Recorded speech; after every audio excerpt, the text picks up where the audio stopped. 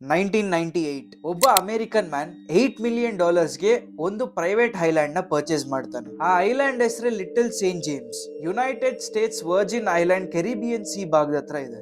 ಆಚೆಯಿಂದ ಯಾರಾದ್ರೂ ಈ ಐಲ್ಯಾಂಡ್ ನ ನೋಡಿದ್ರೆ ಒಳ್ಳೆ ಸ್ವರ್ಗ ತರ ಕಾಣಿಸ್ತಾ ಇತ್ತು. ಎಲ್ಲಾ ಕಡೆ ಹಸಿರು ತುಂಬಿದ ಮರಗಳು, ವೈಟ್ ಬೀಚ್, ಹಾಗೆ ಒಂದು ಐಲ್ಯಾಂಡ್ ಮಧ್ಯದಲ್ಲಿ ಒಂದು ದೊಡ್ಡ ಲಕ್ಸುರಿಯಸ್ ಬಂಗ್ಲೋ ಇತ್ತು.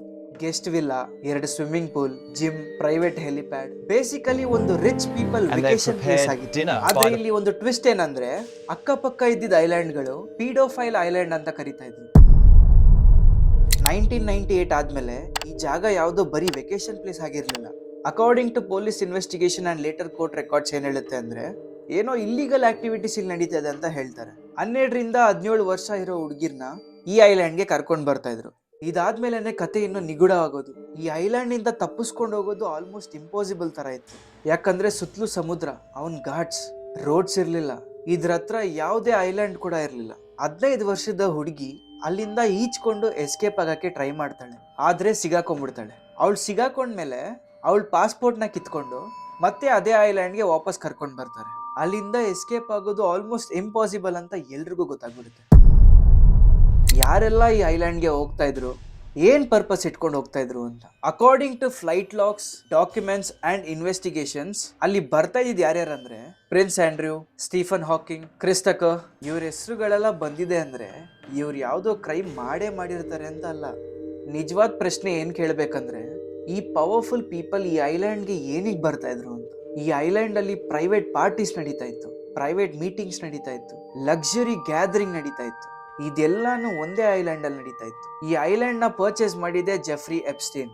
ಈ ಜೆಫ್ರಿ ಎಪ್ಸ್ಟೀನ್ ಯಾರು? ಮೊದಲು ಅವನ್ ಬ್ಯಾಕ್ ಗ್ರೌಂಡ್ ವಿಷಯಕ್ಕೆ ಬಂದ್ರೆ, ಅವನು ನ್ಯೂಯಾರ್ಕ್ ಬ್ರೂಕ್ಲೈನ್ ನಲ್ಲಿ ಒಂದು ಸಾಧಾರಣ ಮ್ಯಾಥ್ಸ್ ಟೀಚರ್ ಆಗಿದ್ದ. ಹೌದು, ಸಾಧಾರಣ ಮ್ಯಾಥ್ಸ್ ಟೀಚರ್. ಆದ್ರೆ ಸಡನ್ ಆಗಿ ಲೈಫ್ ಕಂಪ್ಲೀಟ್ ಆಗಿ ಚೇಂಜ್ ಆಯ್ತು. ಟೀಚಿಂಗ್ ಬಿಟ್ಟ ಒಬ್ಬ ಫೈನಾನ್ಷಿಯಲ್ ಅಡ್ವೈಸರ್ ಆಗ್ತಾನೆ. ಅದು ಯಾರಿಗೆ? ವೆರಿ ರಿಚ್ ಪೀಪಲ್, ಬಿಲಿಯನಿಯರ್ಸ್ಗೆ. ಇಲ್ಲೇ ಕನ್ಫ್ಯೂಷನ್ ಸ್ಟಾರ್ಟ್ ಆಗೋದು. ಹೇಗೆ ಒಬ್ಬ ಸಾಧಾರಣ ಸ್ಕೂಲ್ ಟೀಚರ್ ಹೇಗೆ ಬಿಲಿಯನಿಯರ್ಸ್ ದುಡ್ಡನ್ನ ಸಂಭಾಳಿಸ್ತಾನೆ ಅಂತ. ನಿಧಾನವಾಗಿ ಅವನ ಹತ್ರ ಇದ್ದಿದ್ದ ದುಡ್ಡು ಹೆಚ್ಚತಾನೆ ಹೋಯ್ತು. ಆಸ್ತಿಗಳು ಒಂದಾದ್ಮೇಲೆ ಒಂದು ಬರ್ತಾನೆ ಹೋಯ್ತು. Around $60 crore wealth. ಅಂದ್ರೆ ಅವನ ಹತ್ರ ಆಗಿನ ಕಾಲದಲ್ಲಿ $60 ಕೋಟಿ ಇತ್ತು. ಅವನ ಕನೆಕ್ಷನ್ ಅಲ್ಲಿ ಯಾರ್ಯಾರಿದ್ರು? Bill Clinton, former US president Donald Trump, business man, later president Ehud Barak, former Israel prime minister. ಇದು ಸಣ್ಣ ಲಿಸ್ಟ್ ಆಗಿರ್ಲಿಲ್ಲ. ಇನ್ನು ಬಹಳಷ್ಟು ಟಾಪ್ ಕ್ಲಾಸ್ ಜನ ಇವನ್ ಕನೆಕ್ಷನ್ ಅಲ್ಲಿ ಇದ್ರು. ಅವ್ನ್ ಮಾಡ್ತಾ ಇದ್ದಿದ್ದ ಅಷ್ಟು ಇಲ್ಲಿಗಲ್ ಆಕ್ಟಿವಿಟೀಸ್ ಸೀಕ್ರೆಟ್ ಆಗಿ ಇತ್ತು. ಆದ್ರೆ ಯಾವ ವಿಷಯ ಎಷ್ಟು ವರ್ಷ ಸೀಕ್ರೆಟ್ ಆಗಿರುತ್ತೆ? 2005 ಫ್ಲೋರಿಡಾ ಸ್ಟೇಟ್ ಅಲ್ಲಿ ಒಬ್ಳು 14 ವರ್ಷದ ವಿದ್ಯಾರ್ಥಿನಿ ತನ್ನ ತಂದೆ ತಾಯಿನ ಕರ್ಕೊಂಡು ಪೊಲೀಸ್ ಸ್ಟೇಷನ್ಗೆ ಹೋಗ್ತಾಳೆ. ಅಲ್ಗೋಗಿ ಏನ್ ಹೇಳ್ತಾಳೆ ಅಂದ್ರೆ, ಅವಳು ಕ್ಲಾಸ್ಮೇಟ್ ಅವಳಿಗೆ ಒಂದು ವಿಷಯ ಹೇಳ್ತಾಳೆ. ಒಬ್ಬ ರಿಚ್ ಮ್ಯಾನ್ ಮನೆಗೆ ಮಸಾಜ್ ಕೊಡಕ್ಕೆ ಬರ್ಬೇಕು, ಮಸಾಜ್ ಕೊಟ್ರೆ $200-300 ಕೊಡ್ತಾನೆ ಅಂತ. ಒಬ್ಳು 14 ವರ್ಷದ ವಿದ್ಯಾರ್ಥಿನಿಗೆ ಆ $200-300 ದೊಡ್ಡ ಅಮೌಂಟ್ ಆಗಿರುತ್ತೆ. ಒಪ್ಕೊಂಡ್ ಅಲ್ಲಿಗೆ ಹೋದಾದ್ಮೇಲೆ ತುಂಬಾ ಲಕ್ಸುರಿಯಸ್ ಆಗಿರೋ ದೊಡ್ಡ ಮನೆ, ಎಲ್ಲಾ ಕಡೆನೂ ಸೆಕ್ಯೂರಿಟಿ. ಆದ್ರೆ ಜೆಫ್ರಿ ಎಪ್ಸ್ಟೀನ್ ಅಲ್ಲಿ ಬರೀ ಟವಲ್ ನಲ್ಲಿ ಇರ್ತಾನೆ. ಅವಳನ್ನ ಫಿಸಿಕಲಿ ಅಬ್ಯೂಸ್ ಮಾಡ್ತಾನೆ. ಅಲ್ಲಿಂದ ಬಂದಾದ್ಮೇಲೆ ಅದನ್ನ ಅವಳು ಅವ್ರ ತಂದೆ ತಾಯಿಗೆ ಹೇಳ್ತಾಳೆ. ಅವ್ರ ತಂದೆ ತಾಯಿನೂ ಕೂಡ ಶಾಕ್ ಆಗ್ತಾರೆ. ಇಮಿಡಿಯೇಟ್ ಆಗಿ ಅವರು ಪೊಲೀಸ್ ಸ್ಟೇಷನ್ಗೆ ಹೋಗ್ತಾರೆ. ಆಗ ಪೊಲೀಸ್ ಏನ್ ಹೇಳಿಕೆ ಕೊಡ್ತಾರೆ ಅಂದ್ರೆ, ಆ ಮನೆ ಜೆಫ್ರಿ ಎಪ್ಸ್ಟೀನ್ದೇ ಅಂತ. ಎಪ್ಸ್ಟೀನ್ ಮೇಲೆ ಇದೇ ಫಸ್ಟ್ ಅಫಿಷಿಯಲ್ ಕಂಪ್ಲೇಂಟ್ ಆಗಿರುತ್ತೆ. ಇನ್ನು ಆಳವಾಗಿ ತನಿಖೆ ಮಾಡಕ್ಕೆ ಶುರು ಮಾಡ್ತಾರೆ. ಅವರು ಪ್ರಶ್ನೆ ಮೇಲೆ ಪ್ರಶ್ನೆ ಕೇಳ್ತಾರೆ. ಈ ಮನೆಗೆ ನಿನ್ನ ಬಿಟ್ಟು ಯಾರಾದ್ರೂ ಹೋದವ್ರು ಗೊತ್ತಿದ್ದಾರಾ ಅಂತ. ಆ ಹುಡುಗಿ ಇನ್ನೂ 2 ಹೆಸರನ್ನ ಹೇಳ್ತಾಳೆ. ಆ 2 ಹುಡುಗಿರ್ನ ಹೋಗಿ ಕೇಳಿದಾಗ ಆ 2 ಹುಡುಗಿರು ಇನ್ನೂ 2 ಹುಡುಗಿರ ಹೆಸರನ್ನ ಹೇಳ್ತಾರೆ. ಹೀಗೆ 1ರಿಂದ 2, 2ರಿಂದ 4, 4ರಿಂದ 8 ಪಿರಮಿಡ್ ಸ್ಟ್ರಕ್ಚರ್ ಅಲ್ಲಿ ಹೋಗ್ತಾನೆ ಇರುತ್ತೆ. ಸೊ ಆಗ ಪಾಮ್ ಬೀಚ್ ಪೊಲೀಸರಿಗೆ ಏನ್ ಅನ್ಸುತ್ತೆ ಅಂದ್ರೆ, ಇದೆಲ್ಲ organised well planned criminal activities ಅಂತ ಗೊತ್ತಾಗುತ್ತೆ. ಸ್ವಲ್ಪ ಜನ ಹುಡುಗಿರಿಗೆ ದುಡ್ಡು ಕೊಡ್ತಾ ಇದ್ರು, ಮತ್ತೆ ಆ ಹುಡುಗಿರಿಗೆ ಇನ್ನೂ ಒಂದಷ್ಟು ಜನ ಹುಡುಗಿರ್ನ ಕರ್ಕೊಂಡ್ ಬರಕ್ಕೆ ಅವ್ರಿಗೆ ಎಕ್ಸ್ಟ್ರಾ ಪೇ ಮಾಡ್ತಾ ಇದ್ರು. ಒಳ್ಳೆ ನೆಟ್ವರ್ಕ್ ಮಾರ್ಕೆಟಿಂಗ್ ತರ. 2006 ಈ ಕೇಸ್ ತುಂಬಾ ಸೀರಿಯಸ್ ಆಗುತ್ತೆ. FBI ಎಂಟರ್ ಆಗುತ್ತೆ. FBI ಒಂದು 53 pages ಡೀಟೇಲ್ ರಿಪೋರ್ಟ್ ನ ಪ್ರಿಪೇರ್ ಮಾಡ್ತಾರೆ. ಆ ರಿಪೋರ್ಟ್ ಅಲ್ಲಿ ಕ್ಲಿಯರ್ ಆಗಿ ಮೆನ್ಷನ್ ಆಗಿರುತ್ತೆ, many victims var minors, crime was systematic, Epstein was main controller ಅಂತ. ಸೊ ಎಪ್ಸ್ಟೀನ್ ಮೇಲೆ ಚಾರ್ಜಸ್ ಆಗುತ್ತೆ. ಯಾವ್ಯಾವ ಚಾರ್ಜಸ್ ಆಗುತ್ತೆ ಅಂದ್ರೆ, international sex trafficking, abuse involving minors, organised recruitment network. So ಇದೆಲ್ಲ ಕೇಸ್ ನೋಡಿದ್ರೆ ಎಪ್ಸ್ಟೀನ್ಗೆ ಲೈಫ್ ಟೈಮ್ ಇಂಪ್ರಿಸನ್ಮೆಂಟ್ ಆಗ್ಬೇಕಾಗಿತ್ತು. ಆದ್ರೆ ಇಲ್ಲಿ ನಡೀತು. ಬಿಹೈಂಡ್ ದ ಸೀನ್ಸ್ ಬೇರೆನೇ ಗೇಮ್ ನಡೀತಾ ಇತ್ತು.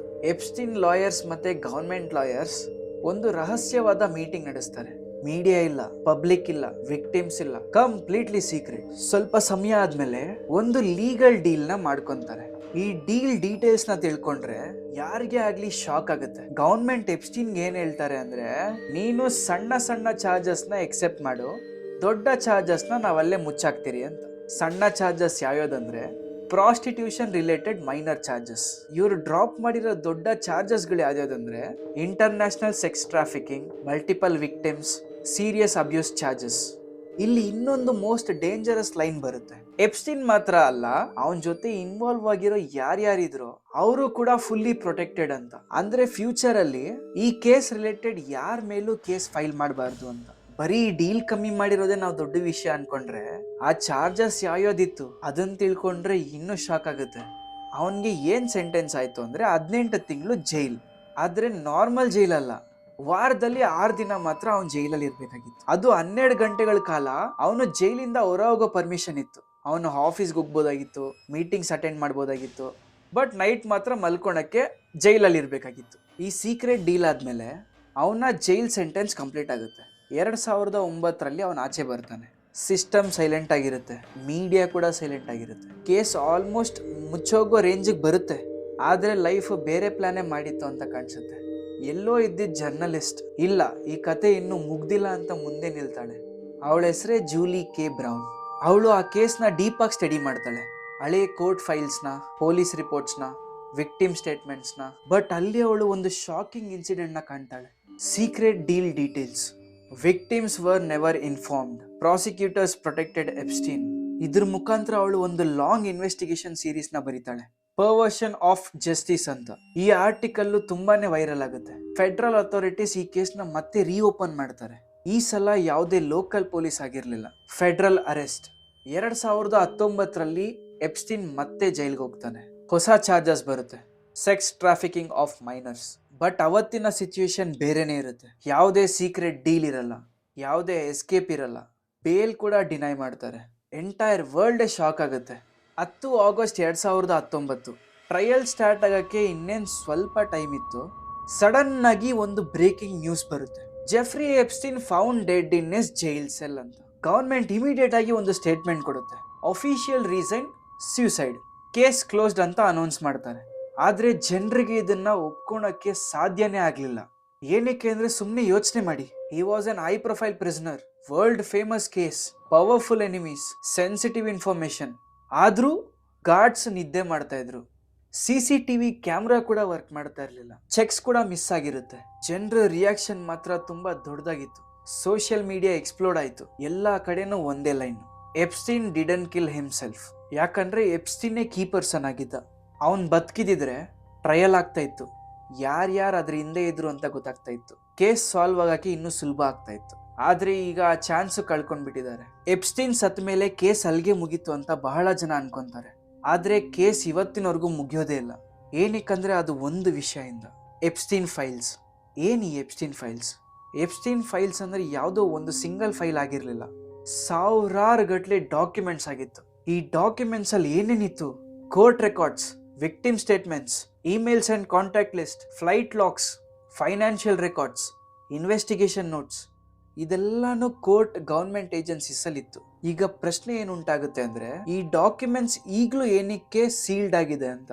ಸೀಲ್ಡ್ ಅಂದ್ರೆ ಪಬ್ಲಿಕ್ ಇದನ್ನ ನೋಡಬಾರ್ದು ಅಂತ, ಮೀಡಿಯಾ ಕೂಡ ಆಕ್ಸೆಸ್ ಮಾಡಬಾರ್ದು ಅಂತ. ಇದಕ್ಕೆ ಗವರ್ಮೆಂಟ್ ಏನ್ ರೀಸನ್ ಕೊಡುತ್ತೆ ಅಂದ್ರೆ, ಆನ್ ಗೋಯಿಂಗ್ ಇನ್ವೆಸ್ಟಿಗೇಷನ್, ಅಂದ್ರೆ ಇನ್ನು ತನಿಖೆ ನಡೆಸ್ತಾನೆ ಇದೀರಿ ಅಂತ. Privacy of victims, legal process. ಆದ್ರೆ ಕ್ರಿಟಿಕಲ್ ಕ್ವೆಶನ್ ಏನಂದ್ರೆ, ಇದನ್ನೆಲ್ಲ ಪವರ್ಫುಲ್ ಪೀಪಲ್ನ ಪ್ರೊಟೆಕ್ಟ್ ಮಾಡೋದಕ್ಕ ಅಂತ. ಇದಕ್ಕೆ ಅವ್ರು ಆನ್ಸರೇ ಮಾಡಲಿಲ್ಲ. ಇಲ್ಲಿ ವೆರಿ ಇಂಪಾರ್ಟೆಂಟ್ ಥಿಂಗ್ ಏನಂದ್ರೆ, ಎಪ್ಸ್ಟೀನ್ ಫೈಲ್ಸ್ ಅಲ್ಲಿ ಹೆಸರು ಬಂದಿದೆ ಅಂದ್ರೆ ಅವರೆಲ್ಲಾನು ಕ್ರೈಮ್ ಮಾಡಿದ್ದಾರೆ ಅಂತ ಅಲ್ಲ. ಸ್ವಲ್ಪ ಜನರ ಹೆಸರು ಈಗೂನು ಬಂದಿದೆ. ಕಾಂಟ್ಯಾಕ್ಟ್ ಲಿಸ್ಟ್ ಅಲ್ಲಿ ಇತ್ತು, ಟ್ರಾವೆಲ್ ಮಾಡ್ತಾ ಇದ್ರು, ಹಾಗೂ ಬಿಸ್ನೆಸ್ ಹಾಗೂ ಸೋಷಿಯಲ್ ಲಿಂಕ್ಸ್ಗಳಿತ್ತು ಅವ್ರ ಮಧ್ಯ ಅಂತ. ಸೊ ಈ ಎಲ್ಲ ವಿಷಯಗಳನ್ನ ತನಿಖೆ ಮಾಡಬೇಕು ಅಂತ ಕೋರ್ಟ್ ಹೇಳ್ತಾರೆ. ಈ ಕಾರಣದಿಂದಾನೇ ಜನರು ಹೇಳೋದು ಎಪ್ಸ್ಟೀನ್ ಸತ್ತಿದ್ದಾನೆ, ಆದ್ರೆ ಅವನ ಫೈಲ್ ಇನ್ನು ಬದುಕಿದೆ ಅಂತ. ಎಪ್ಸ್ಟೀನ್ ಕೇಸ್ ಬಗ್ಗೆ ಇವತ್ತಿಗೂ ಯಾಕೆ ಜನ ಮಾತಾಡ್ತಾರೆ ಅಂದ್ರೆ, ಅದಕ್ಕೆ ಒಂದಷ್ಟು ರೀಸನ್ಗಳಿದೆ. ಫಸ್ಟ್ ರೀಸನ್ ಏನಂದ್ರೆ, ಜಸ್ಟಿಸ್ ನೆವರ್ ಫುಲ್ಲಿ ಹ್ಯಾಪನ್. ಯಾಕಂದ್ರೆ ಎಪ್ಸ್ಟೀನೇ ಮೇನ್ ಪ್ರೂಫ್ ಆಗಿದ್ದ, ಅವನ್ ಟ್ರಯಲ್ಕಿನ ಮುಂಚೆನೆ ಸತ್ತೋಗ್ಬಿಟ್ಟ. Second reason, system failure. Strong evidence ಇತ್ತು, FBI ಇನ್ವೆಸ್ಟಿಗೇಷನ್ ಇತ್ತು, ಮಲ್ಟಿಪಲ್ ವಿಕ್ಟಿಮ್ಸ್ ಇತ್ತು, ಬಟ್ ಸ್ಟಿಲ್ ಸೀಕ್ರೆಟ್ ಡೀಲ್ ಆಯಿತು. ಆ ಪವರ್ಫುಲ್ ಮ್ಯಾನ್ ವರ್ಷಾನುಗಟ್ಲೆ ಎಸ್ಕೇಪ್ ಆದ. ಮೂರನೇ ರೀಸನ್ಗೆ ಬಂದರೆ power and money influence. Fourth ರೀಸನ್ಗೆ ಬಂದರೆ ಎಪ್ಸ್ಟೀನ್ ಫೈಲ್ಸ್ ಸ್ಟಿಲ್ ಸೀಲ್ಡ್. ಲಕ್ಷಾಂತರ ಡಾಕ್ಯುಮೆಂಟ್ಸ್ ಇನ್ನೂ ಪಬ್ಲಿಕ್ ಆಗಿಲ್ಲ. ಅಂದರೆ ಇನ್ನೂ ಏನೋ ಬಚ್ಚಿಡ್ತಾ ಇದ್ದಾರೆ. ಎಲ್ಲಿವರೆಗೂ ಆ ಫೈಲ್ ಸೀಲ್ಡ್ ಆಗಿ ಇರುತ್ತೋ ಅಲ್ಲಿವರೆಗೂ ಪ್ರಶ್ನೆ ಉಂಟಾಗ್ತಾನೆ ಇರುತ್ತೆ. ಅದಕ್ಕೆ ಇದನ್ನ ಅಮೇರಿಕಾಸ್ ಬಿಗ್ಗೆಸ್ಟ್ ಸ್ಕ್ಯಾಂಡಲ್ ಅಂತಾರೆ. ಸೊ ಫೈನಲ್ ಕನ್ಕ್ಲೂಷನ್ ಏನಿದೆ? ಎಪ್ಸ್ಟೀನ್ ಸತ್ತ, ಬಟ್ ಪ್ರಶ್ನೆ ಇನ್ನೂ ಹಂಗೆ ಇದೆ. And until truth fully comes out, this story will never disappear. So ಇದನ್ನ ಬಿಟ್ಟು ನಿಮ್ಗೆ ಏನಾದರೂ ಗೊತ್ತಿದ್ರೆ ಕಮೆಂಟಲ್ಲಿ ತಿಳಿಸಿ. ಜನ ಕಾಯ್ತಾ ಇರ್ತಾರೆ, ನಾನು ಕಾಯ್ತಾ ಇರ್ತೀನಿ. ಮುಂದಿನ ವಿಡಿಯೋದಲ್ಲಿ ಹೊಸ ವಿಷಯದ ಬಗ್ಗೆ ಮಾತಾಡೋಣ ಅಂತ ಇವತ್ತಿನ ವಿಡಿಯೋ ಇಲ್ಲಿಗೆ ಮುಗಿಸೋಣ. ನಮಸ್ಕಾರ.